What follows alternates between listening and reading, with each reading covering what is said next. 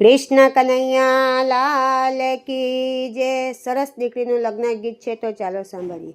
જય જન્મભૂમિ વંદે માતરમ ભૂમિ, બેનને સમાચાર સાંભળવા રેડિયો જોઈશે.